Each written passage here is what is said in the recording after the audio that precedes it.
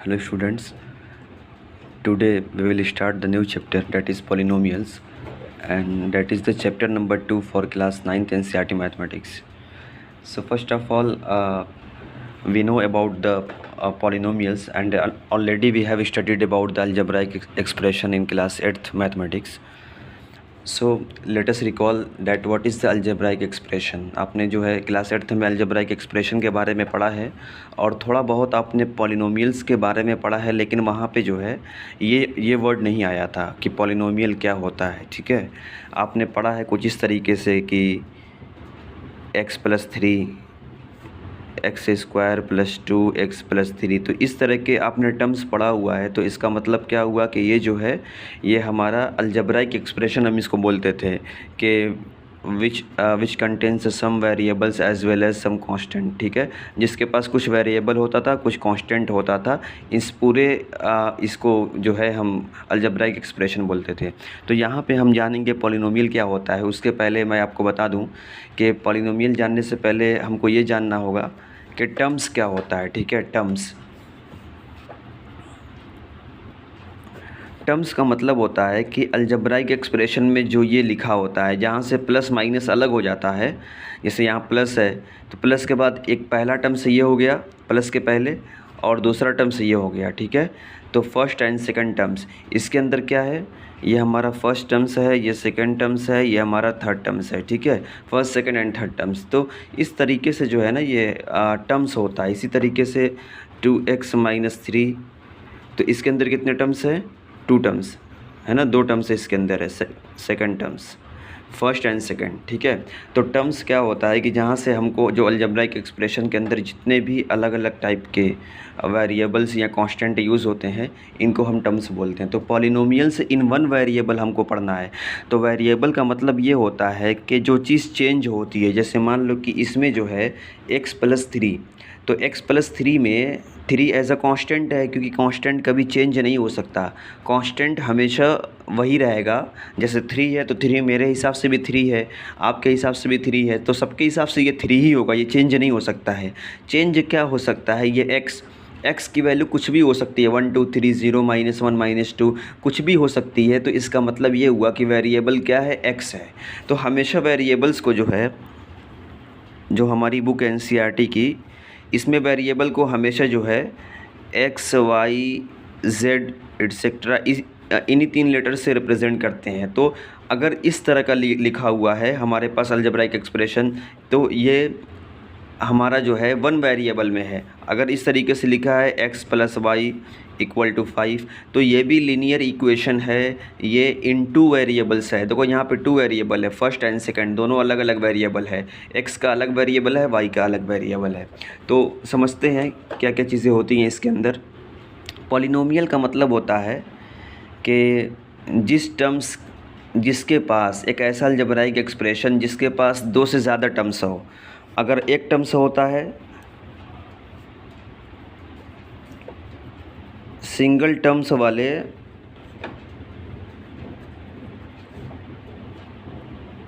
Algebraic expression को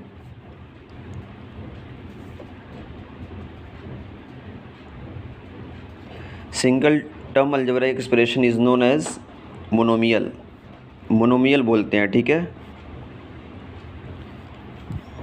example अगर हम देंगे तो एग्ज़ाम्पल में क्या हो जाएगा, मोनोमियल में एग्ज़ाम्पल में जैसे x हो गया, सिंगल टर्म्स है। ठीक है, 2x हो गया, 3x हो गया, 5 हो गया। तो इस तरह के जो भी टर्म्स हैं, ठीक है, इस तरह के जो भी सिंगल टर्म्स वाले अलजेब्राइक एक्सप्रेशन होंगे, इसका नाम होता है मोनोमियल। मोनो मीन्स होता है एक, मोनोमियल्स मीन्स एक टर्म्स वाला अलजेब्राइक एक्सप्रेशन। 2 टर्म्स वाले an algebraic expression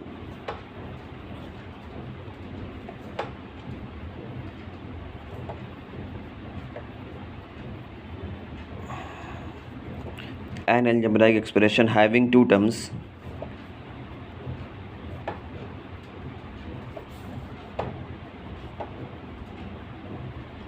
is known as binomial. Bi means होता है 2, बाइनोमियल। ठीक है, तो एग्ज़ाम्पल में हम क्या देंगे, जैसे कि मान लो कि 2x हो गया, 2x + 3 हो गया। ठीक है, 3x² प्लस 2x हो गया। तो ये सब क्या है, इसमें देखो दो टर्म्स है ना, तो ये हमारा बाइनोमियल हुआ। इसी के बाद जो है पॉलिनोमियल आता है। An algebraic expression having more than 2 terms is called polynomial. तो अब देखो जो पॉलिनोमियल की डिफिनेशन है, पॉलिनोमियल की जो डिफिनेशन मैं यहाँ पे लिख दे रहा हूँ।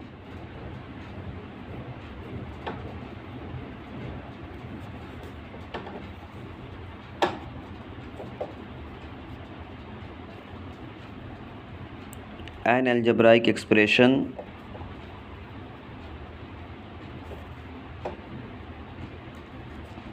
having more than 2 terms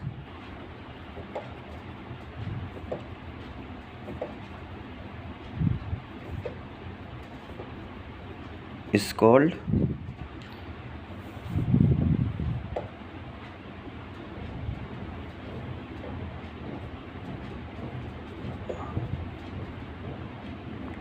polynomial. और इसमें एक और चीज़ इम्पॉर्टेंट है, एंड पावर ऑफ वेरिएबल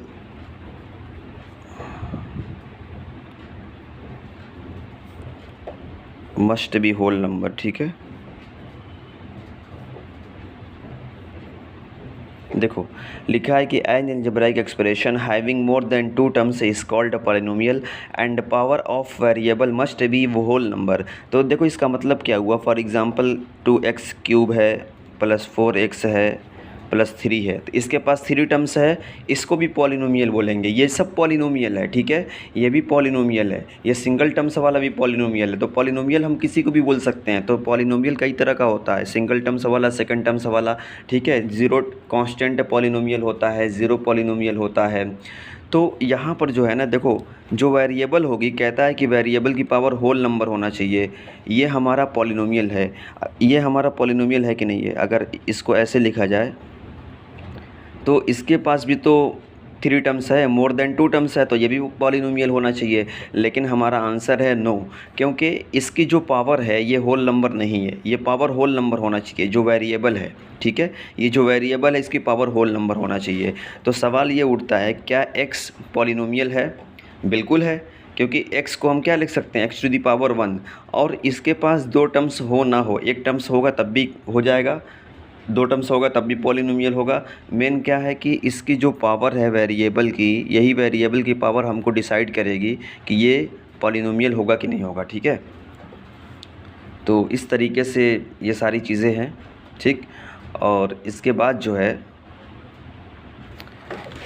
इसके बाद कोफिशिएंट क्या होता है मैं आपको बता दूं कि किसी भी पॉलिनोमियल में जो न्यूमेरिकल वैल्यू होती है, जैसे मान लो ये हमारा एक पॉलिनोमियल है, इसकी जो न्यूमेरिकल वैल्यू है क्या है, ये इसकी numerical value coefficient of x³ यहाँ पे लिखते हैं, कोफिशिएंट ऑफ x³ कितना है 2। ठीक है, कोफिशिएंट ऑफ x कितना है 4। तो इसके साथ जो न्यूमेरिकल वैल्यू होती है मल्टीप्लिकेशन में, that is called the coefficient of the polynomial. इसी के साथ जो है ज़ीरो पॉलिनोमियल क्या होता है, सबसे पहले मैं आपको बता दूं, ये सारी आपकी किताब में लिखा हुआ है, ये सब आप लोग नोट्स बना लेंगे। कांस्टेंट पॉलिनोमियल क्या होता है,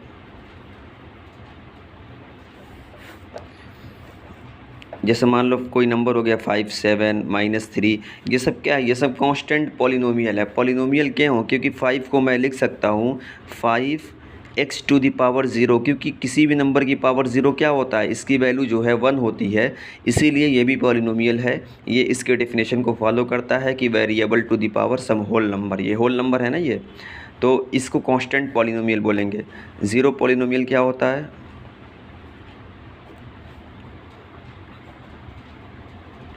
ज़ीरो पॉलिनोमियल का मतलब ये हुआ, जैसे मान लो 0 हो गया, ठीक है, the constant polynomial 0 is called the zero polynomial. Zero को हम क्या बोलेंगे, ज़ीरो पॉलिनोमियल। जहाँ पे ये ज़ीरो वर्ड होता है, ज़ीरो लेटर होगा, वहाँ पे हम ज़ीरो पॉलिनोमियल बोलेंगे। अब आते हैं थोड़ा सा देखते हैं कि एक्सरसाइज में क्या लिखा हुआ है, उसके बाद डिग्री, इसके डिग्री वगैरह की बात करेंगे कि डिग्री क्या चीज़ होती है। ठीक है, देखो पहला क्वेश्चन लिखा हुआ है कि which of the following expression are polynomials in one variable and which are not, state reason for your answer. तो ये पॉलिनोमियल है क्योंकि इसमें वेरिएबल की पावर क्या है, होल नंबर है ना, 2 है, यहाँ वेरिएबल की पावर 1 है, होल नंबर। ये हमारा पॉलिनोमियल है। ये पॉलिनोमियल नहीं है क्योंकि यहाँ पे जो वेरिएबल है तो वेरिएबल रूट टी है, जैसे यहाँ पे जो है 3 root T plus T root 2। तो ये बताओ कि 3 और टी रूट टी का मतलब 1/2। तो इसकी पावर क्या है, इसकी पावर जो है ना, ये वेरिएबल की पावर क्या है, होल नंबर नहीं है। तो इसका मतलब ये पॉलिनोमियल नहीं है। ठीक है, ये भी पॉलिनोमियल नहीं है क्योंकि हम y + 2/y को क्या लिख सकते हैं, y + 2/y। तो y + 2 और ये जब ऊपर जाएगा ये पावर क्या हो जाएगी, माइनस हो जाएगी। ये हमने बताया था ना कि जब कोई चीज़ नीचे से ऊपर जाती है तो इसकी पावर निगेटिव हो जाती है, अगर निगेटिव हो तो पॉजिटिव हो जाती है। तो देखो यहाँ पे ये होल नंबर नहीं है, इसीलिए ये भी पॉलिनोमियल नहीं है। ठीक है, ये पॉलिनोमियल है लेकिन किस में है, 1 वेरिएबल में नहीं है, ये 3 वेरिएबल में है, 1 2 3, x में भी है, y में भी है, t में भी है। ठीक है, इसके बाद हम अगले लेक्चर में बताएंगे कि what are the zeros of polynomial and what are the degrees of polynomials.